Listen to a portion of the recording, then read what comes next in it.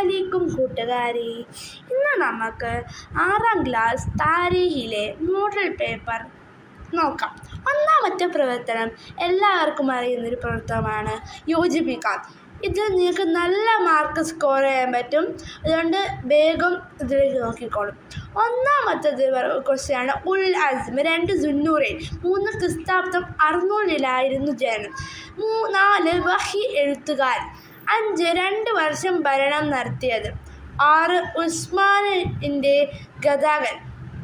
ഒന്നാമത്തെ ഉത്തരം ഉലുൽ അസ്മ് ഈസ സുന്നൂറൈൻ. രണ്ടാമത്തെ സുന്നൂറൈൻ ഉസ്മാൻ. മൂന്നാമത്തത് ക്രിസ്താബ്ദം 600-ലായിരുന്നു ജനനം. ക്രിസ്താബ്ദം 600 ജനനം. അത് അലി റളിയല്ലാഹു അൻഹു. വഹി എഴുത്തുകാരൻ അത് സെയ്ദ് ബിൻ സാബിത്താണ്. 2 വർഷം ഭരണം നടത്തിയത് അത് അബൂബക്കർ സിദ്ദീഖ് റളിയല്ലാഹു അൻഹു ആണ്. ഉസ്മാനിൻ്റെ ഘാതകൻ എന്ന് വെച്ചാൽ ഉസ്മാനെ കൊലപ്പെടുത്തിയത് അത് ഹിമാറാണ്.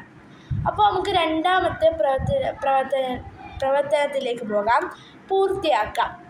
ഒന്നാമത്തെ 10 കൊല്ലം 6 മാസവുമായിരുന്നു അപ്പോൾ പൂർത്തിയാക്കാം. ഒന്നാമത്തെ ഉത്തരമാണ് ഉമർ റളിയല്ലാഹു അൻഹു. രണ്ടാമത്തെ അമീറുൽ മുഅ്മിനീൻ എന്ന പേര് ആദ്യമായി നൽകപ്പെട്ടത്. അമീറുൽ മുഅ്മിനീൻ എന്ന പേര് നൽകപ്പെട്ടത് ഉമർ റളിയല്ലാഹു അൻഹുവിനാണ്. അടുത്ത ചോദ്യം.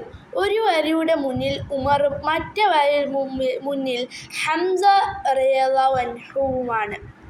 നാലാമത്തെ ഖലീഫ എന്ന വാക്കിൻ്റെ അർത്ഥം പ്രതിനിധി എന്നാണ്. മൂന്നാമത്തെ പ്രവർത്തനം വ്യക്തമാക്കാം.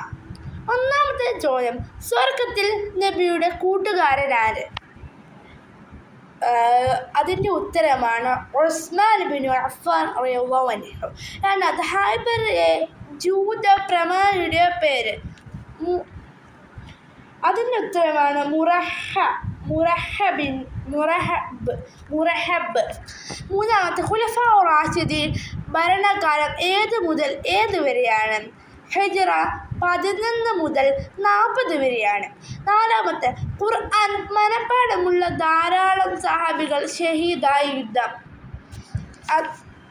നാലാമത്തെ ചോദ്യത്തിൻ്റെ ഉത്തരമാണ് യമാമ യുദ്ധം. നാലാമത്തെ പ്രവർത്തനം ഉത്തരം എഴുതാം. ഉൽ അസ്മിൻ്റെ പ്രധാന ഗുണം ഏതാണ്? ഉൽ അസ്മിയുടെ പ്രധാന ഗുണം ആണ് അവരുടെ ക്ഷമയും സഹനവുമാണ്. രണ്ടാമത്തെ അലി റളിയല്ലാഹു അൻഹു തുടങ്ങിവെച്ച ശാസ്ത്രം ഏത്? അതിൻ്റെ ഉത്തരമാണ് ഇൽമുൽ നജവി. മൂന്നാമത്തെ ഉമർ ഇസ്ലാം സ്വീകരിച്ചത് എവിടെ നിന്ന്? അതിൻ്റെ ഉത്തരമാണ് ദാറുൽ അർഖം. അടുത്ത അഞ്ചാമത്തെ പ്രവർത്തനം 2 വീതം എഴുതാം. അബൂബക്കറിൻ്റെ വസിയത്തുകൾ. ഒന്നാമത്തത് ഉത്തരം. ഒന്നാമത് ഭാര്യ അസ്മാ, മകൻ അബ്ദുറഹ്മാൻ എന്നിവ ചേർന്ന് എൻ്റെ മയ്യത്തിനെ കുളിപ്പിക്കണം. 2 ഞാൻ ഉപയോഗിച്ച് 2 വസ്ത്രങ്ങൾ കഴുകുകയും അതിൽ കഫൻ ചെയ്യണം. 3 എന്നെ നബിയുടെ അടുത്ത് മറവ് ചെയ്യണം. 4 ഞാൻ ബൈത്തുൽ മാലിൽ നിന്ന് കൈപ്പറ്റി 6000 വെള്ളിക്ക് പകരം എൻ്റെ ഈത്തപ്പനത്തോട്ടം ബൈത്തുൽ മാലിലേക്ക് നൽകണം. നാം പാല് കുടിക്കുന്ന ഒട്ടകവും ഭക്ഷണം പാകം ചെയ്യുന്ന തളികയെ ഉപയോഗിക്കുന്ന പുതപ്പ് ഉമറിനെ ഏൽപ്പിക്കുക. ഇതിൽ 5 എണ്ണമുണ്ട്. ഇതിൽ എളുപ്പമായി തോന്നുന്ന 2 എണ്ണം അവിടെ എഴുതി കൊടുക്കുക. അടുത്ത രണ്ടാമത്തെ ചോദ്യമാണ് ഉമറിൻ്റെ പ്രധാന പരിഷ്കാരങ്ങൾ. അതിൽ 2 എണ്ണം പറഞ്ഞത്. 2 എണ്ണം.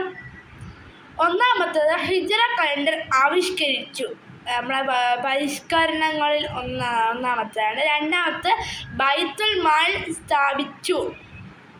ഭരണ സൗകര്യത്തിനായി രാജ്യത്തെ പല സംസ്ഥാനങ്ങളായി വിഭജിച്ചു. ഇത് 3 ഉണ്ട്. എളുപ്പം തോന്നുന്ന 2 എഴുതിയാൽ മതി. മൂന്നാമത് ഉസ്മാനിൻ്റെ ഇസ്ലാം കാലത്ത് ഇസ്ലാമിൻ്റെ കീഴിൽ വന്ന രാജ്യങ്ങൾ. അപ്പോൾ അതിൻ്റെ ഉത്തരം 2 എഴുതിയാൽ മതി. അപ്പോൾ കുറേ പറയണം. ത്വഞ്ച, റെയി, സൈപ്രസ്, നെയ്സാബൂർ, തൂസ്, ബൈഹക്, സൊർഹസ്, പേർഷ്യ, ഉന്ദുലുസ്. കുറേ ഉണ്ട്. ഈസി ആയി തോന്നുന്ന ഏതെങ്കിലും പഠിച്ചാൽ മതി. എനിക്ക് ആദ്യം ഇതാവുന്ന ഈ സൈപ്രസും പേർഷ്യയും അത് ഈസിയാണെന്ന് തോന്നുന്നത്. എനിക്കറിയൂടാ, എനിക്ക് ഈസിയുള്ളതാണ്. നിങ്ങൾക്ക് ഈസിയുള്ള നിങ്ങൾ പഠിക്കുക. അടുത്ത ചോദ്യം, കള്ളപ്രവാചകന്മാർ. ഇത് നമ്മുടെ 4ാമത്തെ പാഠത്തിലെ ഹിലാഫ് സിദ്ദീഖിൻ്റെ 10ാമത്തെ പേജിലുണ്ട്. കള്ളപ്രവാചകന്മാരിൽ മുസൈലിമത്തുൽ കദ്ദാബ്, അസ്വദുൽ അനസി, തൽഹത്തു ബിനു ഹുവൈൽ അസ്ദി, സജാഹ്. ഇപ്പോൾ ഇതിൽ 4 ഞങ്ങൾക്ക് ഈസി ആയിട്ടുള്ള 2 പഠിക്കുക. അടുത്ത 6ാമത്തെ പ്രവർത്തനമാണ് അർത്ഥം എഴുതുക. ഹബീബ്. ഇതിൻ്റെ അർത്ഥം നമ്മളെ പാഠം 5ാമത്തെ വഫാദു സിദ്ദീഖിലുണ്ട്. ആത്മമിത്രത്തിനടുത്തേക്ക് കടത്തുക. ആത്മമിത്രത്തിലേക്ക് കടത്തുക. ഒന്നുകൂടി വായിക്കുകയാണ്. ആത്മമിത്രത്തിനടുത്തേക്ക് കടത്തുക എന്നാണ് അതിൻ്റെ അർത്ഥം. 7ാമത്തെ പ്രതാപുരുക്കനും സദസ്സൻ പറഞ്ഞു, ഞാൻ ഹിക്കമിൻ്റെ നഗരവും അലി അതിലേക്കുള്ള കവാടവുമാണ്. ഇതുപോലത്തെ മോഡൽ പേപ്പേഴ്സിന് വേണ്ടി എൻ്റെ ചാനൽ ലൈക്ക് ചെയ്യുക, ഷെയർ ചെയ്യുക, കമൻറ്റ് ചെയ്യുക. ഫുൾ മാർക്ക് എല്ലാവരും വാങ്ങണേ. എല്ലാവർക്കും ഓൾ ദ ബെസ്റ്റ്.